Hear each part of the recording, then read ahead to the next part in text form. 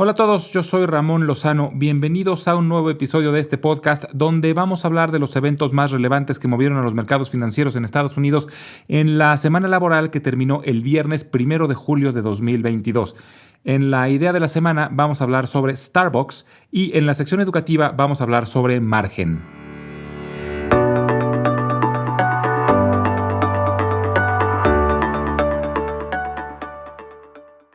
Los principales índices no pudieron mantener la inercia positiva de la semana pasada y terminaron los tres con números rojos. El Dow Jones bajó el 1.3%, el Standard & Poor's 500 el 2.2% y el Nasdaq perdió el 4.1%. No perdieron todas las ganancias de la semana pasada, pero regresó el sentimiento negativo y la preocupación acerca del futuro cercano de la economía. Con eso cerramos el primer semestre y han sido los peores primeros 6 meses desde 1970. Fue una semana con mucha información donde destaca el reporte de que la economía de los Estados Unidos tuvo una contracción durante el primer trimestre del año a un ritmo anualizado del 1.6%. Esto hizo que varios analistas concluyeran que la economía se encuentra ya en una recesión, aunque no es nada oficial y aún falta ver el reporte del segundo trimestre del año. También se reportó que la actividad manufacturera disminuyó durante el mes de junio a su menor nivel en 2 años. Hubo varios reportes interesantes durante la semana. Uno de ellos fue el de Constellation Brands, la empresa distribuidora de cervezas mexicanas como Corona, Modelo, Pacífico, etc., que reportó números mejores a lo esperado, además de que se muestran optimistas sobre el futuro cercano, argumentando que aún durante recesiones económicas la venta de cerveza suele tener buen desempeño. Además anunciaron un acuerdo en el Consejo y con la familia Sanz para eliminar las acciones clase B y convertirlas todas en acciones clase A. Esto con el objetivo de simplificar su estructura accionaria y también con el de eliminar el control que tenían los poseedores de las acciones clase B, ya que eran acciones que conferían mayores derechos de voto. Nike reportó una ligera caída en sus ventas y sus utilidades trimestrales, principalmente afectadas por los cierres en China. Estuvieron en línea con lo esperado por los analistas, pero es el primer retroceso en más de 7 trimestres. Además, sorprendió con un pronóstico muy reservado para el próximo trimestre, sobre todo marcado por la fortaleza del dólar y los elevados costos en el transporte. Algo similar sucedió con Micron, la empresa desarrolladora de chips de memoria digital, que de hecho reportó números por arriba de lo esperado, pero se mostró extremadamente cauteloso en su pronóstico para el próximo trimestre, principalmente argumentando una fuerte desaceleración en la venta de computadoras personales y celulares. Este reporte arrastró a la baja a todo el sector de los semiconductores, donde ya prácticamente todos se encuentran en sus niveles más bajos de las últimas 52 semanas. Esta industria se encuentra actualmente en un punto de inflexión muy importante. Estados Unidos actualmente solo fabrica el 12% de los chips a nivel mundial y depende en gran medida de países asiáticos como Taiwán, donde se fabrican cerca del 48% de los chips a nivel mundial. Muchas industrias dependen en gran medida del suministro de chips y las disrupciones en la cadena de suministros causadas por el COVID han mostrado lo vulnerable que pueden ser muchas empresas sin los chips provenientes de Asia. Por ejemplo, las empresas automotrices que han tenido que parar durante semanas enteras sus líneas de producción debido a la falta de componentes electrónicos. Y más delicado aún es la industria de armamento militar, que también depende en gran medida de componentes provenientes de Taiwán y Corea del Sur. La administración del presidente Biden ha declarado este tema como emergencia nacional y está presionando fuertemente para generar incentivos con el objetivo de que las empresas de tecnología construyan fábricas de chips en los Estados Unidos, pero las iniciativas se han atorado en el Congreso. La secretaria de Comercio, Gina Raimondo, ha dicho que es urgente que se pasen estos incentivos, ya que construir una fábrica de chips tarda alrededor de 2 años y existe un riesgo grande de que se desarrolle un conflicto en Taiwán, debido a que China nunca ha aceptado su independencia y pueden intentar tomar el control de Taiwán, lo que generaría un problema mucho mayor en la cadena de suministros de chips para los Estados Unidos. La próxima semana será de nuevo una semana corta, ya que el lunes los mercados estarán cerrados por ser 4 de julio, día que se celebra la independencia de los Estados Unidos. Será una semana relativamente calmada en cuanto a reportes trimestrales y es una especie de calma antes de la tormenta, ya que los reportes del segundo trimestre arrancan oficialmente el 14 de julio con el de JP Morgan Chase. Sin embargo, sí habrá información económica relevante, sobre todo el día viernes, cuando el Departamento del Trabajo dé una actualización sobre el mercado laboral.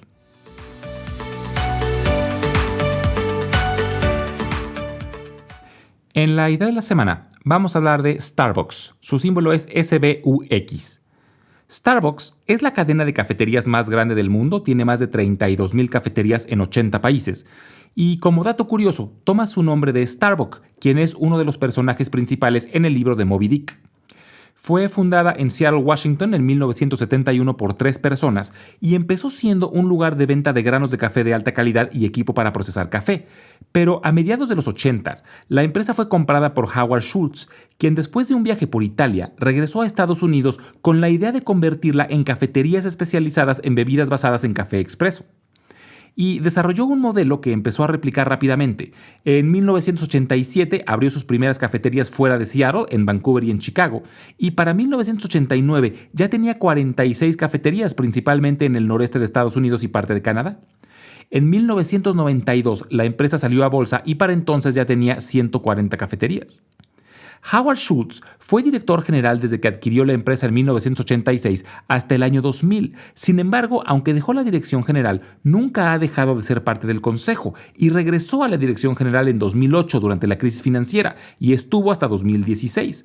Pero en marzo de este año retomó el puesto de director general una vez más, aunque en teoría solo de forma interina, en lo que se designa a un nuevo director. Starbucks fue muy golpeada durante la pandemia debido a que las restricciones a la movilidad obligaron al cierre de prácticamente todos sus puntos de venta por algunos meses.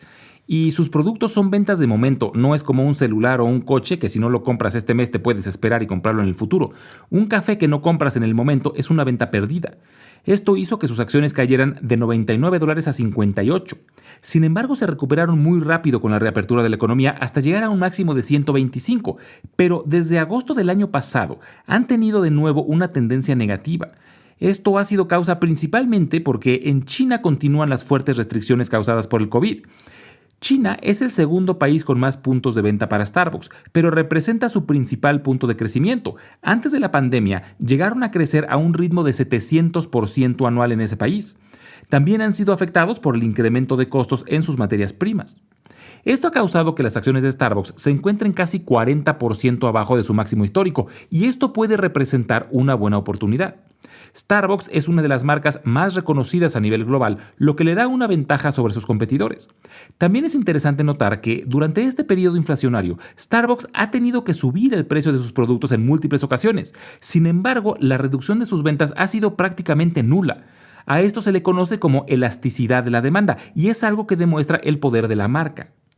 También, aun a pesar de su tamaño, Starbucks sigue teniendo mucho potencial de crecimiento, principalmente a nivel internacional.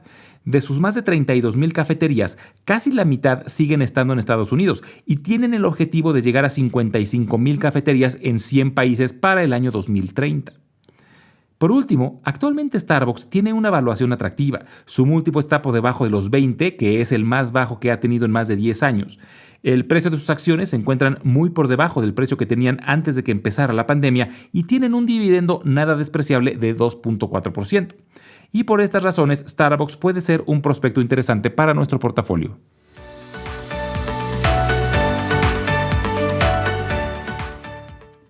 En la sección educativa del día de hoy, vamos a hablar sobre margen.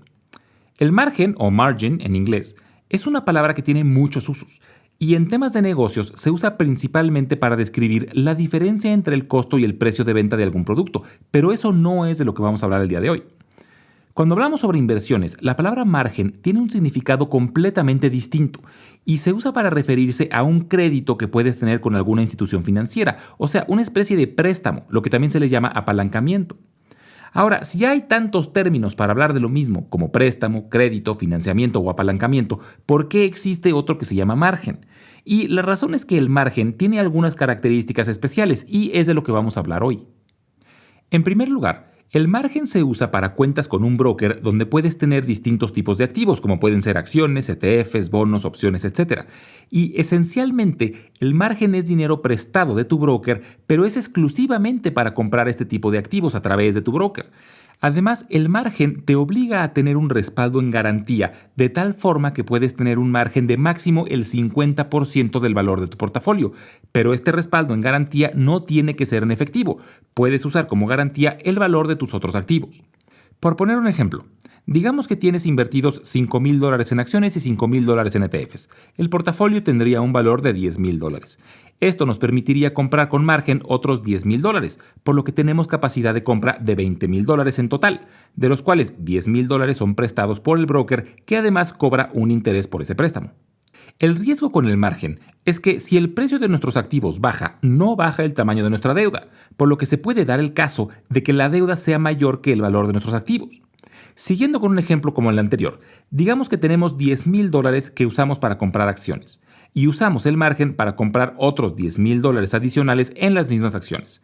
En total tenemos $20,000 en acciones, de los cuales la mitad son nuestros y la mitad son prestados.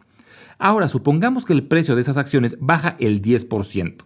Ahora, el valor de todas esas acciones sería de $18,000, pero nuestra deuda sigue siendo de $10,000, por lo que nuestro capital ahora sería solo de $8,000.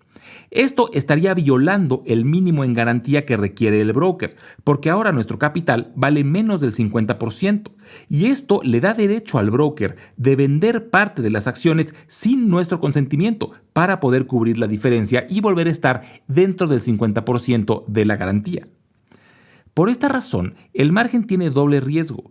Por un lado, tiene el riesgo normal de un apalancamiento, donde así como multiplica las ganancias, también multiplica las pérdidas, pero además tiene el riesgo de que el broker puede vender activos nuestros para cubrir la garantía, lo que puede evitar que recuperemos nuestras pérdidas cuando se recupere el precio de las acciones. Entonces, comprar acciones u otros activos con margen es muy arriesgado y en general yo no recomiendo hacerlo. Pero de todas maneras, vale la pena aplicar para tener margen con nuestro broker por varias razones. La primera es el settlement time, que podría traducirse como el tiempo de liquidación.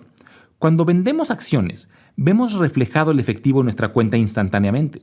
Sin embargo, hay un periodo de 2 días posteriores a la venta, que es lo que tarda en completarse la transacción, y nuestro dinero no está disponible durante este tiempo.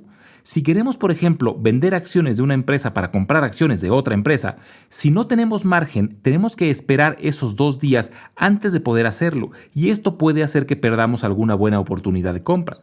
Teniendo margen, nuestro broker nos puede prestar ese dinero durante esos 2 días para evitar ese problema. Otra razón por la que vale la pena tener margen es para poder participar en productos o estrategias más avanzadas que requieren margen. Por ejemplo, para vender acciones en corto, lo que se conoce como short selling, que recordemos que es una forma de beneficiarnos con una caída en el precio de algún activo, para poder hacer short selling necesitamos pedir prestadas acciones para venderlas, con el objetivo de recomprarlas en un futuro a un precio menor. Y quien nos presta esas acciones es nuestro broker, quien además congela parte de nuestro efectivo para respaldar ese préstamo. Y a esto se le conoce como un margin requirement o un requisito de margen. También para poder acceder, por ejemplo, a muchas estrategias con opciones, es necesario tener margen. Normalmente, los brokers piden tener un mínimo de $2,000 para poder calificar y ser aprobado para el uso de margen. Entonces, en resumen, el margen es un préstamo que podemos obtener con nuestro broker para incrementar nuestra capacidad de compra y para poder participar en estrategias avanzadas de trading. Como siempre, les dejo mi correo electrónico por si tienen alguna duda, comentario o sugerencia. Es ramonlog@yahoo.com, ramonlog@yahoo.com, y les dejo la página donde podrán encontrar la sección educativa de episodios anteriores. Es www.ramonlog.com. Muchas gracias y nos escuchamos en el próximo episodio.